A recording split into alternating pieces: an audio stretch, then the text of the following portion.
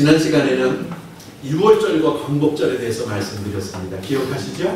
유월절은 어떤 때였죠? 이스라엘이 광복하는 날이었어요. 노예 생활을 430년 동안 하다가 광복했습니다. 가나안 땅으로 가는 긴 여정이 40년이라는 고난의 여정이 있었지만 가나안 땅까지 가는 동안 지금까지 노예 생활했던 것들을 이겨내고 유월절 사망을 이겨내고 벗어났죠. 이스라엘은 광복을 2번 했다고 했습니다. 바벨론에게 망한 이스라엘이 70년 후에 바벨론 왕의 외손주가 세운 나라 페르시아가 고레스 왕이 외사람이 이스라엘 백성들을 야 너희들 해방시켜주다 집으로 돌아가라. 그래서 많은 사람들이 이스라엘로 다시 돌아왔습니다.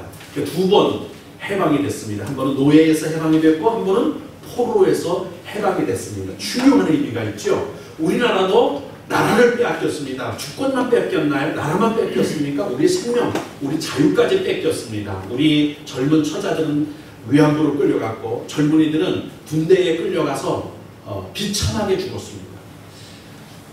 그 태평양 전쟁 영화를 보면 실화 영화를 보면 그 사람들은 일본 사람들은 패퇴해서 퇴각하면서 한국 사람들을 벙커, 지하 벙커 같은 데가 남겨두는데 이만한 실탄통 서너 개 하고 발목에다가 쇠사슬을 묶어서 말뚝 박아도 못 도망가게 죽을 때까지 싸우다 죽으라고 그렇게 해놓고 도망가기도 하고 임산부 아기를 이제 우리 그 위안부로 우리 이제 어머님들이겠죠. 그들에게 아기 낳은 사람 아기를 안겨서 미군들한테를 보내는 거예요.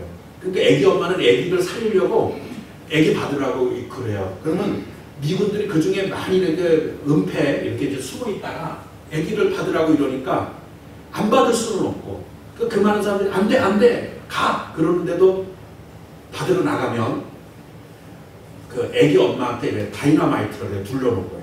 그래서 나가면 아기 어머니를 이렇게 주려고 할 때 꽝 하고 터뜨려서 아기고 엄마고 뭐 다 죽여버리는 거예요. 그렇게 모든 걸 다 뺏겼었습니다. 이게 빼앗긴 서름이죠. 빼앗긴 자의 고통이고 빼앗겼다는 얘기는 죽음입니다. 에덴 동산에서 우리가 이 우주 만물을 다스리라 번성하라고 주신 하나님의 권세를 누구에게 빼앗겼습니까? 사탄에게 빼앗겼습니다. 왜 지진이 일어납니까? 왜 태풍이 있습니까? 왜 고난이 있습니까? 인생이 왜 이렇게 험악합니까? 왜 고단하죠?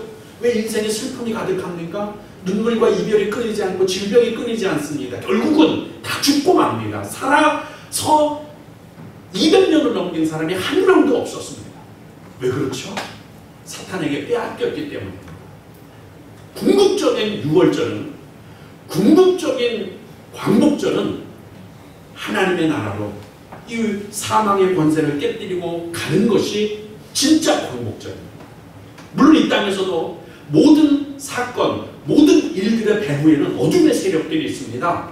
그 어둠의 세력과 싸워서 이기고 극복하고 나가는 삶, 그것이 바로 유월절의 삶이고 그것이 바로 새빛, 광복, 빛을 회복하는 생명의 빛을 회복하는 삶이다.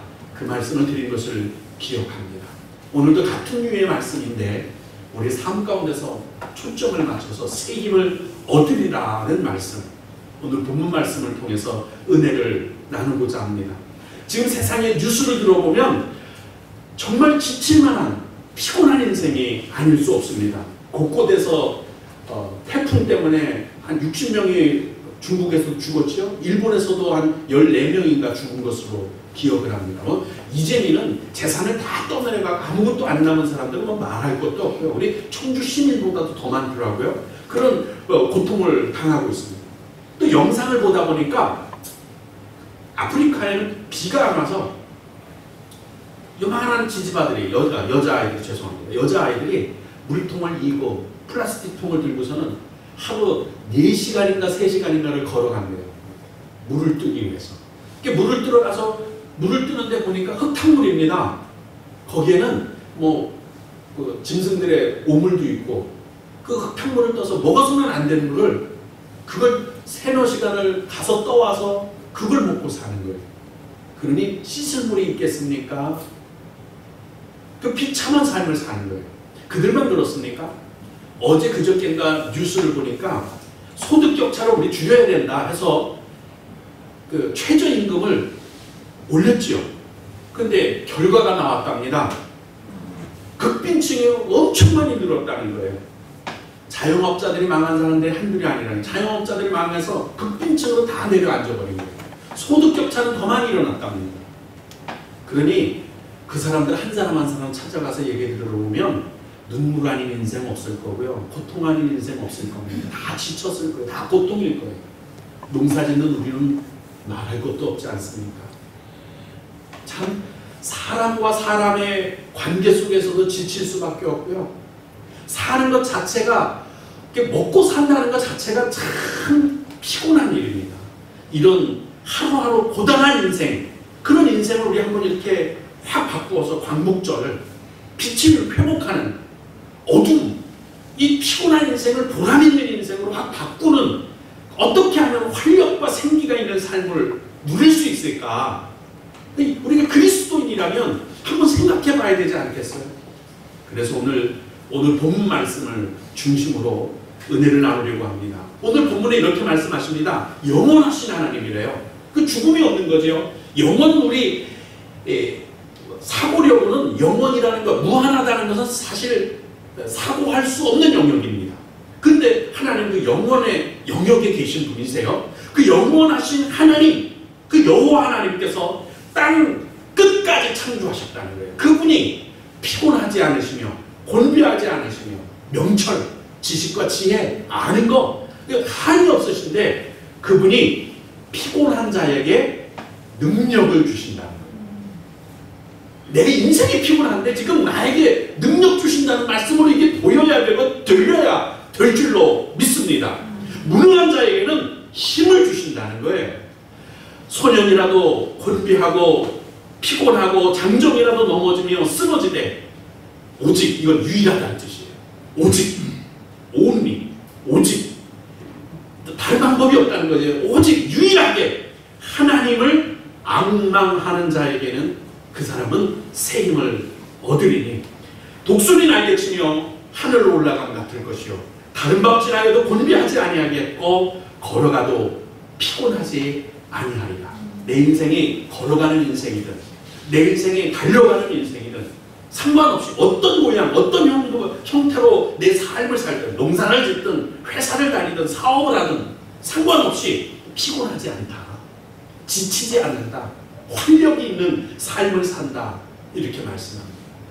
아까도 말씀드렸다시피 요즘 사람들은 피곤하다는 말을 아예 입에 달고 삽니다. 그만큼 하루를 살아내는 것이 정신적으로, 육체적으로, 그리고 또 환경적으로도요, 너무너무나도 피곤한 것들이 많고 우리 힘에 부치는 것들이 정말 많은 게 현실 아닙니까? 이런 삶 가운데 피곤하다고 하는데 이 피곤하다는 뜻이 뭔가를 제가 찾아봤습니다. 그랬더니 피곤하다는 뜻은 이런 거였습니다. 육체적 또는 정신적으로 과로를 하거나 어떤 이유로 인하여 신진대사가 활발하지 못해서 몸에 나타나는 증상인데, 피로가 누적돼서 나타나는 증상이 피곤하다. 피로가 쌓인 거죠. 정신적으로 육체적으로 피곤이 쌓인, 피로가 쌓인 거를 피곤하다. 그럼 피곤한 이유, 피로를 받는, 피로하다고 피로를 느끼는 가장 큰 이유가 뭘까? 많은 사람들이 피곤을 느끼는 많은 이유 중에 노동을 해서도 피곤할 수 있죠. 애기 보다가도 피곤할 수 있어요. 직장 다니는 게 사실 피곤하죠. 근데 궁극적으로 가장 큰 이유는 스트레스를 받았어요. 왜 스트레스를 받을까? 누가 스트레스를 더 많이 받을까 한번 생각해 보세요. 요 뒤에가 우리 박재명 장로님네 땅이라고 칩시다. 박재명 장로님네 집에 박재명 장로님하고 저하고 둘이 가서 일을 합니다. 저는 하루 일당 5만 원을 받고 가서 일을 하는 거고요. 장로님은 저보고 일하러 와서 도와달라 해서 둘이 가서 일을 하고 있습니다. 점심때가 지나고 저녁때가 지나갑니다. 둘 중에 누가 더 피곤을 느낄까요? 제가 피곤할 거예요. 왜냐하면 이거 내 거가 아니고 내 일이 아니니까 피곤한 거예요. 근데 장로님은 이거 내 거거든. 보람이 있거든요. 덜 피곤한 거예요. 일을 많이 했느냐 노동과 관련 없이 정신적인 것에 피로도가 있다는 것을 알 수 있습니다. 그래서 피곤하다는 증상은 뭐로 나타나느냐? 육체로 나타나요. 제가 얼마 전에 막 눈을 뜰 수 없을 정도로 피곤한 거예요. 눈이 막 시꺼워요. 눈이 시겁고 입이 마르고 눈에 모래가 들어간 것 같고 이런 육체적으로 내 피곤하다 하는 게 드러납니다. 근데 실제적인 원인이 어디에 있느냐? 피곤한 실제적인 원인은 영적인 것, 정신적인 피로인 이 스트레스가 영향을 미쳐서 육체적인 증상들로 나타나는 거예요. 조금 아까 말씀드렸다시피 똑같이 일을 했어도요, 노동을 해도요, 보람이 있으면 절대로 피곤하지 않습니다. 오히려 교회 와서 우리 집사님들 교회 뒤에 또랑 쳐야 되고요, 풀 깎아야 되고 도로 정비해야 됩니다. 장마철 때 와서 집사님들 이건 돈 받는 게 아니에요. 돈도 안 받아요. 근데 와서 신나게 떠들썩하게 일하고 돌아갈 때는요 힘들잖아요. 돈도 안 받았어요. 근데 갈 때는 보람을 느껴요. 그러면 이야 오랜만에 일했더니 개운한데? 이런 거 느껴보셨어요? 이건 개운해요. 이건 피로가 없는 거예요. 육체적으로 나타나는 이 증상, 피곤하다라는 것은 영적으로 정신적인 이 스트레스가 육체적인 증상들로 결과가 돼서 나타나는 것이라는 것을 알 수 있습니다. 그러므로 육체적인 피로를 풀어야 되는 건 당연합니다. 영양제 먹어야죠. 병원에 가야죠. 운동해야죠. 안마도 받고 손주들에게 주물러 달라고도 하고 푹 쉬어야죠. 잠 자야 합니다. 그런데 더 중요한 게 있어요. 뭐냐면 영적인 곤비를 먼저 해결해야 되는 거예요. 그리고 정신적인 스트레스를 해결해야 되는 거예요. 양약은 기침을 하면 기침약을 줍니다. 콧물이 나면 콧물약을 줘요. 근데 한약은 기침하고 콧물이 나면 왜 콧물이 나는지, 왜 기침을 하는지 그 원인이 되는 보약을 줍니다. 다르죠? 하나님은 우리가 스트레스를 받아서 피곤하면 육체적인 피로를 풀어라, 너 놀아라 이렇게 말하시는 게 아니에요. 근본을 해결해 주시는 하나님. 그래서 하나님이 새 힘을 주시리라, 피곤을 제거해 주시리라가 아니에요. 새 힘을 주셔서 그 새 힘이 피곤을 몰아내는 삶을 살게 하는 것을 알 수 있습니다. 자, 그러면 어떻게 해야 내 피곤한 인생 제거할 수 있을까? 세 가지를 생각해 봅니다. 첫 번째, 성경 말씀은 이렇게 말씀하세요. 피곤과 곤비함을 풀 수 있는 방법, 하나님을 앙망하라는 거예요. 하나님을 앙망하라는 말은 사모하라, 찾아라, 바라봐라, 뭐 여러 가지 바라볼 앙자니까요. 소망할 망자고요. 그러니까 바라보고 하나님을 사랑하는 거예요. 이렇게 하는 사람을 하나님이 새 힘을 주시겠다 이렇게 말씀을 합니다. 사람은 피조물이잖아요. 창조주가 아닙니다. 그러니까 피조물이라는 얘기는 의존성이 있다는 뜻이에요. 이 의존성이 본능이거든요. 하나님을 향한 의존성을 종교적 본능이라고 해요. 아기들이 태어나면 절대로 가르치지 않아도 스스로 젖을 빨 줄 압니다. 이거 가르치지 않아도 그냥 때가 되면 배고픈 줄 알고 먹고 자는 본능이 있어요. 잠자고 자는 본능이 있고요. 그리고 사람에게는 가르치지 않아도 종교적인 본능이 있어요. 신을 찾습니다. 근데 이 종교적인 본능이 사람, 인간관계로 바뀌어지면 뭐로 나타난다고요? 의존성으로 나타나요. 마치 하나님을 피조물이 창조주를 의존하듯이 부모를 의지합니다. 배우자를 의지하고요. 자녀를 의지하게 됩니다. 제가 정말 많이 느끼는 것은 저는 무뚝뚝해요. 사내들은 다 그렇죠. 저보다는 내 동생은 슬기 아빠는 더 무뚝뚝해요. 근데 우리 집사람은 나긋나긋해요. 그러니까 우리 집사람이 전화를 하면, 우리 아버님이 전화를 하면 누구한테 전화를 할까요? 저한테 할까요? 우리 집사람한테 할까요? 우리 집사람한테. 우리 아버님이요, 우리 집사람을 대단히 의지해요. 저는 옆에 있어도 상관조차도 안 해요. 누구를 의지해요? 우리 집사람을 의지해요. 연세 드신 분이, 사람은요, 야, 저 정도 연세면 뭐 독립할 때도 됐고 뭐 벌써 다 끄떡없는 거 아닌가 싶은데도요, 연세 드시니까 또 며느리를 의지하고 자식을 의지하고 의지합니다. 사람은 의지하는 존재예요. 근데 성경은 이렇게 그래서 말씀하시는 거예요. 어떤 사람은 병거를 의지한다. 어떤 사람은 타고 다니는 말이에요. 옛날에는 말이, 지금 말이라면 뭐 그때 말이라면 뭘까요? 전차, 그 탱크 이런 거죠. 그만큼 전쟁터에서는 강력한 거였으니까 뭐 말 타고 다니는 사람을 누가 당연하겠어요? 달려간다고 되겠어요? 뛰어간다고 되겠어요? 안 되거든요. 지금 말하면 탱크 같은 거예요. 예, 병거, 탱크, 자동차 뭐 이런 거, 비행기 이런 거 타고 다니는 걸 의지한다. 미사일, 핵을 의지하는 거니와 우리는 하나님 이름을 자랑하는 거다. 우리 하나님을 의지한다.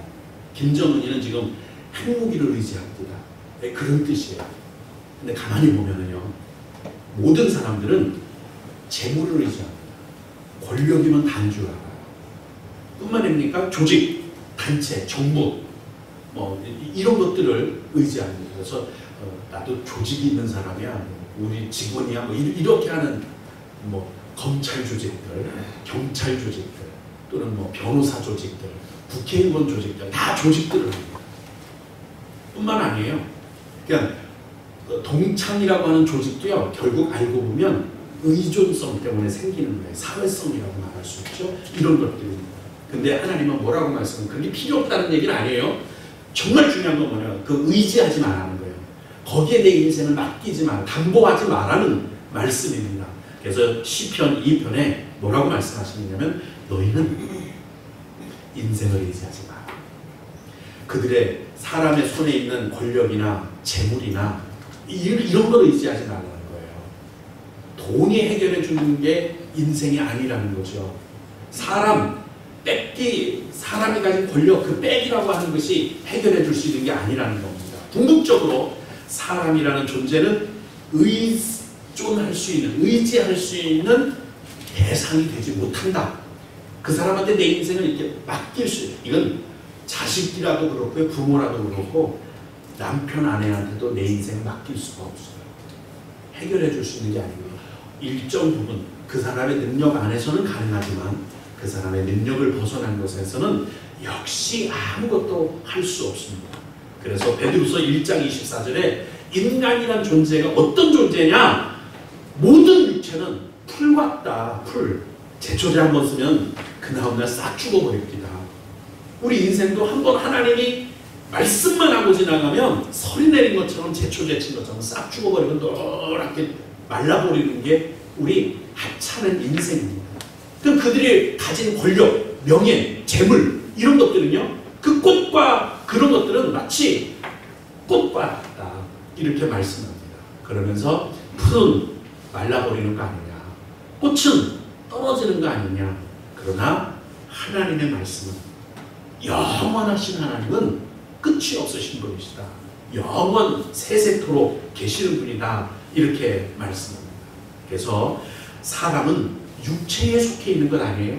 육체가 쓰러지고 나면, 그러니까 죽고 나면 육체가 그냥 끝나버리고 말면 권세, 재물, 능력, 지식, 지혜 이런 것 아무리 많아도 다 안개와 이슬처럼 흩어져 버리고 마는 것, 아무것도 할 수 없는 존재가 바로 사람이라는 거예요. 그래서 사람은 사람에게 속한 것은 의지하지 마라. 이렇게 말씀하시면서 이렇게 말씀합니다. 영원하신 하나님을 바라봐라. 사랑해라. 찾아라. 구하라. 앙망해라. 시편 9편 10절입니다. 여호와여, 주의 이름을 아는 자는 주를 의지하리니 이는 주를 찾는 자들을 버리지 아니하심이니이다. 시편 37편에도 말씀합니다. 내 길을 여호와께 맡기라. 그리함 그를 의지하면 그가 이루시고 내 의를 빛같이 나타내시며 내 공의를 정오의 빛같이 하시리로다. 교회를 들어오다 보면 우리 교회 간판이 하나 서 있습니다. 그 맨 밑에 혹시 읽어보셨는지 모르겠어요. 여호와를 가까이 함이 내게 복이라. 37편 이 말씀이에요. 하나님을 가까이 하는 것이 여러분과 저에게 복이 될 줄로 믿습니다. 하나님을 가까이 하세요. 앙망하는 것이 복이 될 줄 있습니다. 내 힘만으로는 이 거친 인생을 살아나가고 애쓰다 보면은 어떤 결과가 남느냐? 결국은 절망하게 됩니다. 낙심하게 됩니다. 실패하게 됩니다. 결국 두려움, 실패뿐이 남는 게 없습니다. 마지막에 내 인생 결산할 때 들어보면 남은 게 없는 거예요. 아무것도 없는 거예요. 그나마 영생이라도 얻었다면 감사한데 내가 나를 구원하려고 하고 내가 내 죄를 해결하려고 하고 내 인생 내가 해결하려고 하면 아무것도 남은 게 없을 겁니다. 그래서 전능하신 하나님을 앙망하라 그렇게 말씀합니다. 오늘 이 시간 주님을 앙망하시기를 주님의 이름으로 예수님의 이름으로 축원해 드립니다. 성경은 하나님을 앙망하는 사람들에게 약속하신 것이 있습니다. 107편 10편 9절 말씀입니다. 그가 사모하는 영혼에게는 만족을 주신다. 보람을 주신다는 거예요. 보람된 삶을 살면요 노동을 아무리 많이 해도 야 오늘 깨어난데 이렇게 되는 거라니까요. 하나 지쳤어. 하루 종일 아주 죽다 살아났어. 이렇게 하면 인생이 피곤한 거예요. 근데 똑같이 땀을 후끈하게 흘리고 나왔는데 야 오늘 개운하게 끝내주게 나가봤어. 왜 그럴까요? 만족을 받는 거예요. 내가 오늘 일한 것에 대한 만족감, 내가 오늘 수확한 것에 대한 만족감, 영혼에게 만족을 주시며 줄인 영혼에게 좋은 것을 채워주신다. 그래서 하나님을 앙망해야 할 줄로 믿습니다. 두 번째는 피곤한 인생들을 치료하는 방법이죠. 우리에게 새 힘을 주시는 방법, 치료하는 방법, 새 힘을 주신다. 이렇게 성경에 약속합니다. 약국에 가면요 약을 권합니다. 제가 눈이 아파요. 시각을 못 가겠어요. 아버님하고 한국병원에 간 김에 도저히 눈이 이래서 안 되겠는 거 그랬더니 영양사가 약국 그 약사라고 해야 되는 약사가 이거 드세요. 저걸 드세요. 이거 3개월치인데 6개월치 사면 이거 하나 보너스를 더 줘요. 이러면서 얘기하는 거예요. 약국에 가면요 피곤하다 그러면 약을 권해요. 병원에 가면은 도저히 아침에 일어나기도 힘들고요. 눈 뜨기도 힘들고요. 그러면 영양제 주사를 놔줘요. 하나님에 오면 하나님은 뭐라고 말씀하시느냐면 약 필요 없어.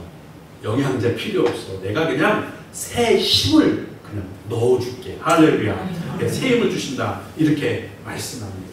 하나님이 주시는 새 힘을 받으면요 피곤하지 않습니다. 어떤 경우에도 절망이 되지는 않고 우울해지지를 않아요. 내가 이 일을 뭐 때문에 하고 있어야 되나? 내가 왜 이러고 살아야 돼? 이런 생각이 안 들고 아멘 할렐루야 이런 일을 할 수 있어서 보람이 됩니다. 이런 일 때문에 내가 기뻐하며 삽니다. 나에게 손발을 움직일 수 있는 시간, 일거리를 주셔서 감사합니다. 내가 왜 이 짓을 하고 살아야 돼? 이런 마음이 싹 사라져버리는 거예요. 보람된 삶이 되는 거예요. 기쁜 인생이 되는 겁니다. 낙심된다고요? 절대로요. 하나님이 주신 새 힘이 우리 가운데 있으면 하는 일이 즐거워요. 낙심이 될 리가 없지요. 불안해질 리가 없습니다. 두려워지지도 않습니다. 담대해지죠. 성경에 보면 전쟁 가운데서도 담대함을 얻은 사람들 다 믿음의 사람들 아니에요? 하나님이 주시는 새 힘을 받으면 죽을 자리에서도 담대해지고 에스더처럼 그리하지 아니하실지라도 다니엘처럼 사자굴에 들어가면서도 담대해집니다. 인생을 승리로 바꿀 수 있는 낙심되는 곳에서 소망을 발견하고 부정적인 생각을 하는 사람들 중에서도 긍정적인 믿음을 선포하는 사람들 바로 하나님이 새 힘을 주시는 그 믿음이 소유한 사람이라는 거죠. 오늘 피곤하지 않은 인생 되기를 오히려 독수리가 솟아오르듯이 달려가도 걸어가도 뛰어가도 전혀 피곤하지 않은 그냥 오히려 보람을 느끼는 인생이 되기를 주님의 이름으로 축복합니다. 이 약속을 히브리서에서 이렇게 또 확인하십니다. 히브리서 12장 2절 믿음의 주 그 온전하게 하신다. 이게 보람을 주시고 새 힘을 주시는 걸 말하는 거죠. 내 삶을 부족하다, 실패했다, 우울하다, 끝났다 이렇게 생각하는 그런 것들을 온전하게 하시는 분이세요. 그분이 예수님이라는 거죠. 그래서 예수님을 앙망하라, 바라보라 이렇게 말씀하고 있어요. 온전하게 한다는 게 어떤 뜻일까요? 낙심한 사람한테는 소망을 줘서 온전하게 하는 거예요. 빈 컵은 채워서 온전하게 하는 거예요. 부족한 것은 넘치도록 해서 온전하게 하는 겁니다. 절망한 사람, 포기한 사람들에게 다시 뜨거운 열정을 확 불릴듯 일어나게 해서는 이게 온전한 건 아니겠어요? 두려워하고 불안해하는 사람, 이런 사람, 낙담한 사람, 이런 사람들에게 담대함을 줘서 인생을 향해 다시 도전하게 하는 바로 믿음의 사람으로 온전하게 회복해 주시는 것, 이것이 바로 온전하게 하시는 거예요. 그걸 예수님이 하신답니다. 그러므로 예수님을 바라보십시다. 하나님을 앙망하라, 예수님을 바라보라, 똑같은 말씀이에요. 할렐루야. 주님을 바라보시기를 주님의 이름으로 축복합니다. 그러면 하나님이 주시겠다는 이 하나님의 새 힘이에요. 그게 뭐 영양제 새 힘이 아닙니다. 약국에서 주는 영양제, 영양주사 이런 새 힘이 아니라 하나님이 주시는 새 힘. 이것을 어떻게 해야 내가 받을 수 있을까? 이게 중요하잖아요. 기도하세요. 막막해질 때, 정말 내가 인생에 답답하고 숨 막힌다고 생각될 때, 그냥 다 내려놓고 태기치고 그냥 펄떡 들어놓고 그냥 소리지고 엉엉 울고 싶을 때, 그때 기도하세요. 예레미야서 29장 12절에 너희가 내게 부르짖으며 내게 와서 기도하면 내가 너희를 기도를 들을 것이다. 하나님은요, 우리의 작은 신음소리에도 응답하시는 하나님이시래요. 우리의 신음소리도 귀 기울여 들으시는 하나님이시라고 성경은 말씀하고 있습니다. 내 신음소리, 내가 고통하는 소리, 거기에도 주님은 귀 기울이신다 말씀하십니다. 그러니까 기도가 안 나와도 하나님 어쩌고 그렇게만 해도 하나님은 들으십니다. 할렐루야. 그 하나님을 만나서 내가 지금 인생의 역경, 위기 누구나 다 오는 건 아니에요. 그때 주저앉지 말고 포기하지 말고 기도하시기를 주님의 이름으로 축복합니다. 그리고 말씀을 통해서 새 힘을 얻어야 돼요. 정말 힘들 때 한번 말씀을 한번 쫙 펴보세요. 밤낮도 없고 아무것도 하기 싫을 때, 그냥 들어놓고 싶을 때 말씀을 한번 턱 펴보시고 그냥 아무 생각 없이 읽어보세요. 특히 권하는 말씀은 시편을 읽어보세요. 정말 힘들 때는 시편을 읽어보세요. 시편이 왜 성경이냐면, 사람들의 이야기인데도 왜 성경이냐면 거기에 승리의 하나님의 조명이 들어있기 때문에, 다윗을 통해서 승리하게 하신 하나님의 말씀의 능력이 조명이 쫙 돼 있거든요. 다윗도 나처럼 살았구나. 솔로몬도 나처럼 살았구나. 이렇게 힘들었구나. 근데 이겨내게 하시는 하나님을 발견하면 거기서 그냥 막 뭉클뭉클 새 힘이 솟아나요. 내 영혼아, 너는 어째서 내 속에서 두려워하는가? 너는 잠잠히 하나님만 바라라. 그 말씀이 그냥 확 일어나면 그냥 용기가 100배해지고 벌떡 일어나지고, 그래 밥 어디서 먹고 다시 시작해야지. 어디서 내고 입고 나가자. 새 힘이 일어나면 그 피곤했던 육체가 온몸이 재충전되는 것이 쫙 느껴져요. 몸이 피곤해서가 아니에요. 몸에 근육에 핵산이 많아져서가 그런 게 아니에요. 마음이, 정신이, 영혼이 공비하고 지쳤기 때문에, 스트레스가 받기 때문에 몸이 다 만삭을 비참해진 거예요. 그래서 피곤하면 정신적인 것, 육체적인 것, 정신적인 것, 영적인 것을 먼저 살펴보세요. 환경, 육체는 결과로 드러났을 뿐입니다. 그래서 가슴이 답답하고 고통스러울 때, 두렵고 떨릴 때, 불안할 때 새 힘을 공급하시는 말씀의 능력을 체험하시기를 주님의 이름으로 축복합니다. 이제 이 말씀을 내 인생에 한번 비춰보실까요? 내 인생도 험악하고 마음도 육체도 다 지쳤죠? 하루를 살아내는 것 그 자체가 고단이고 힘에 겹죠? 모든 것들이 다 두렵고 불안하고 내일은 어떻게 될지 막막하지 않습니까? 아무리 애써도 우울한 이 심정, 이 환경, 이 답답한 절망, 오늘도 내일도 희망이 없는 것은 마찬가지죠? 그러면 하나님을 믿는 자에게 주시는 새 힘을 구하시기를 주님의 이름으로 축복합니다. 어떤 고난도 극복할 수 있는 하나님이 주시는 새 힘입니다. 어떤 두려움, 그런 것도 다 이겨낼 수 있고요. 승리하게 하시는 새 힘입니다. 천국만 가는 믿음이 신앙생활의 전부가 아닙니다. 이거 꼭 기억하세요. 천국 가는 것만이 믿음이다. 아니에요. 지금 여기서 내 삶, 이 막막한 삶, 이 캄캄한 인생, 이 답답하고 이 우울하고 절망적인 인생을 천국으로 만드는 믿음까지 신앙생활이에요. 이게 진짜 믿음이에요. 여기를 천국으로 만듭시다. 내 인생, 남은 인생이 얼마나 될지 몰라요. 근데 이거 지옥같이 생지옥같이 살지 마시고 옥토로 만들면서 사시기를 주님의 이름으로 축복합니다.